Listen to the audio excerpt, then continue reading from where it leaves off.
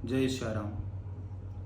अभी अभी जो हमारे देश में हृदय विदारक घटना हुई है पहलगाम में, सबसे पहले उन दिवंगत आत्माओं के चरणों में मैं अपनी श्रद्धा सुमन अर्पित करता हूँ और भगवान से मेरी प्रार्थना है कि ऐसी दुख की घड़ी में उन परिवारों को सहन करने की शक्ति दे और उन दिवंगत आत्माओं को अपने चरणों में स्थान प्रदान करें।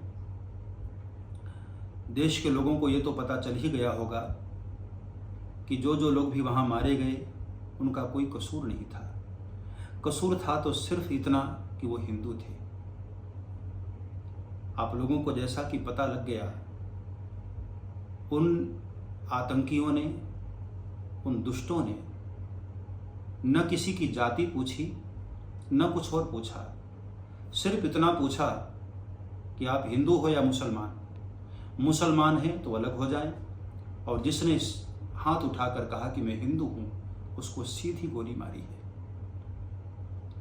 ये सीधा का सीधा उन आतंकियों ने संदेश दिया है कि हमें देश से कोई लेना देना नहीं, हमें जाति से कोई लेना देना नहीं है, हमें सिर्फ नफरत है हिंदुओं से। जो हमारे देश में रहकर जाति जाति की बातें करते हैं, सेकुलरवाद की बातें करते हैं, ये उनके मुंह पर थप्पड़ मारा है आतंकवादियों ने। ये प्रहार केवल किसी व्यक्ति पर नहीं, पूरे देश की आत्मा पर चोट किया है उन लोगों ने। मैं भारत देश के तमाम हिंदू परिवारों को और सनातन धर्मावलंबियों को कहना चाहूँगा, अभी भी जाग जाओ, समय है, वरना वो दिन दूर नहीं कि उनका बढ़ता हुआ कदम अब तुम्हारे घरों की ओर आने वाला है, तुम्हारी बहन बेटियों की ओर आने वाला है। कब तक जातिवाद के नाम लेकर के तुम लोग सोते रहोगे? कब तक जाकर उनके मज़ारों पर तुम चादर चढ़ाते रहोगे और सेकुलरवाद की बातें करते रहोगे? अब बंद करो ये सब इस तरह की बातें, जाग जाओ और एकजुट होकर के अपने धर्म के लिए खड़े हो जाओ, अपने देश के लिए खड़े हो जाओ। हमारी पहचान सिर्फ और सिर्फ एक ही है, हम हिंदू हैं।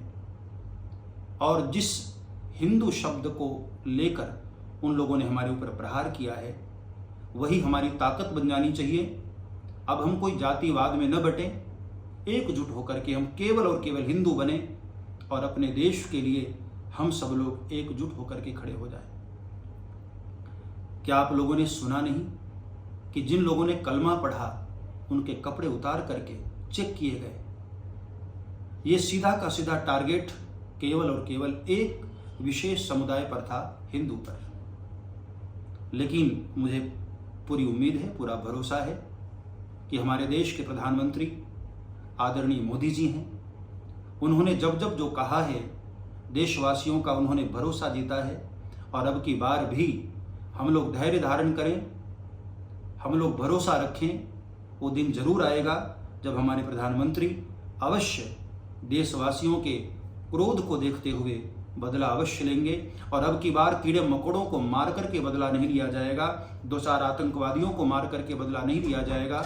अब की बार सीधा प्रहार होगा उनके आकाओं पर। अब की बार जो लड़ाई होगी वो आर पार की लड़ाई होगी। इसलिए देशवासियों से भी मैं कहना चाहूँगा कि बस धैर्य रखें और अपने प्रधानमंत्री जी पर हम भरोसा रखें और उनको हम सहयोग दें।